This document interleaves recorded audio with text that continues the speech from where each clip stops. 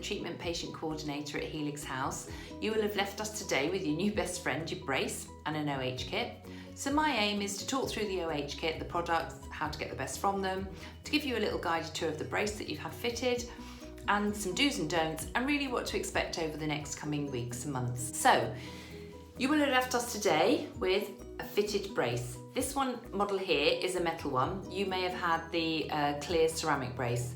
They do the same job and you'll experience the same things with them. So I'll demonstrate on this particular model. So the little squares, buttons, brackets as we refer to them on the teeth, and then you have a wire that runs through them. And then on this particular model, it has this sort of coloured modules that are holding the wire in place. That's really your brace in its entirety. So you will have left here. You probably will feel a bit like a bunny rabbit because you will have been trying to accommodate the brackets that are on your teeth, and you may have experienced some extra saliva in your mouth. These are very common, they're very short-lived and will go very quickly. As a consequence of you constantly playing with the brackets, you may find that your lip is sore and the brackets are rubbing. So one of the products in your OH kit is a little box of silicone wax. And in here there are some strips, and what you would do is pinch a little piece off the end of one of the strips and make a little ball between your thumb and your finger. And then the bracket that's rubbing your lip, so if it be one of the front teeth, just dry it off with a tissue a little bit because it sticks better if it's not so wet.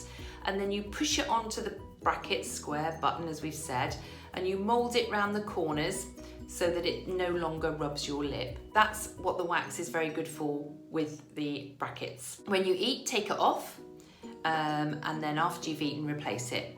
Should you swallow it by accident at some point, please don't worry, it will make its own natural way out and it's of no harm to you. Something else that can happen with a fixed brace is that when the teeth are moving, the wire that goes through the brackets can stick out at the back, and suddenly you feel this inside your mouth, this sort of needle pricking in your gum. So in that situation, if you're coming to see us within a couple of days and you can use the wax as the same as you've used on the brackets to make yourself comfortable, that's absolutely fine. But should you not be coming for a couple of weeks and that really is uncomfortable when you're eating, call the practice, always call us first, because if we have a long appointment in, you could just walk in and be sat here for some considerable time to do something that would take us seconds to do.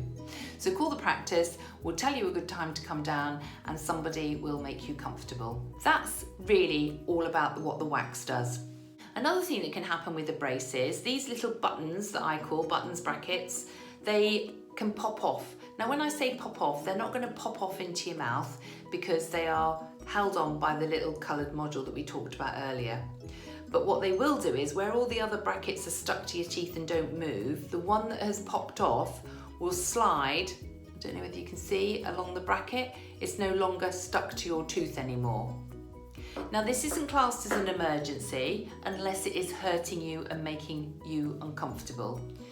So if you were coming to see us within a couple of days, just leave it. When you come in and see us, we'll fix it.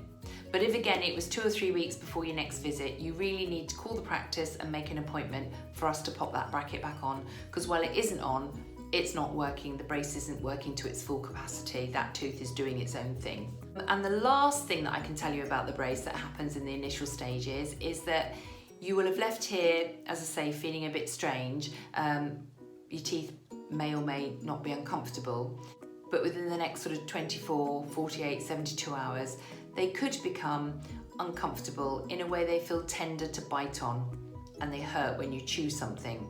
That's also very normal. We're asking the teeth to move through bone and they're a bit like, oh, what's going on? So a bit like if you go to the gym and you use muscles you've never used before and then you go to sit down, you'll be like, oh. Yeah, your teeth feel the same way. Again, in the first week, this can be uncomfortable. But if you take what you'd normally take for a headache, diet to sort of having things that are soft, that don't allow you to chew so much, this will go. And although sometimes when we change wires later on in your treatment, it's never the same as it is on the first time that you have the brace fitted. I don't know whether your pain is going to be moderate, mild, or really painful, but whatever it is will be normal for you and it will go eventually. Okay, so there are the negative things about the brace, I suppose, the things that you necessarily won't like about the brace.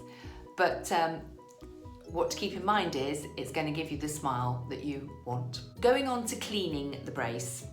Now it's really important that you keep the brace really clean. So cleaning your teeth normally, you just clean them, there's nothing in the way, it all works really well. Well, now you have a brace fitted and you have all these extra bits on your teeth, it's going to take you more time and your technique may have to change slightly. So whether you have an electric toothbrush or whether you have a manual toothbrush, both will do a good job. It's what you do with it that's important. So now that you have a brace fitted, whereas before you'd use circular movements to clean your teeth and you'd make sure that it went up on the gum, you need to make sure that you clean this brace now above the brackets and underneath the brackets. And when you're cleaning them, if you angle your brush so that it can irrigate under the brackets and again go above them and down on the brackets, and then use circular movements over the brackets, making sure that you're cleaning all the surfaces of your teeth and your brace. So that's what that needs to happen there. In your kit as well, you will find you've got some of these little interdental toothbrushes. Now, they're not single use. You can rinse them off after you've used them, and they come with a little lid which goes on the top, so there's always handy to carry one round with you, because when you eat anything during the day, it will get stuck in your brace and you will probably be very grateful of having it with you. It also acts as a little handle to go on there so that you can get round to the back ones. So it's little bristles, it bends to get under the wire and around the brackets, those stubborn little bits. So if you were going to have an egg and cress sandwich, you can guarantee that the cress will be stuck in your teeth, and this little thing will get it out nicely. So just rinse it off.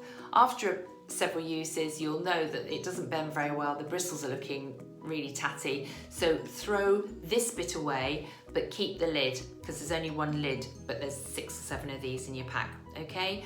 Once you finish with these, you need to replace them. They are in the supermarket. It doesn't have to be this brand. There are lots of brands on the market, and as long as it's a little bristle brush that can get underneath your brace and round your brace, that's absolutely fine. We do have them here at the practice should you struggle getting them. So that's what your interdental brush is for. You'll have some toothpaste in your pack because you will need to clean your teeth more frequently, and you'll have a travel toothbrush in your pack so that you can clean your teeth when you're at work, at school, because you will need to clean after every time you have something to eat, because it won't just wash off your teeth naturally like normal, because it will get stuck around the brace. The other thing that you'll have in your pack, and I would ask you to use once a day, you can use it more if you wish, but if you use it more, you're going to have to replace it more. It's very easy to get hold of. It's the Fluorogard mouthwash. It has fluoride in it. I want you to use it last thing at night. So when you've going to bed, you're going to give your teeth a really good clean, and then I want you to have a mouthful of this, and I want you to swill it round for 30 to 40 seconds, having a really good swish around. So any bits that you may have missed, hopefully this will get. Spit it out, go to bed, and that's the last thing you do, and so that's protecting your teeth overnight.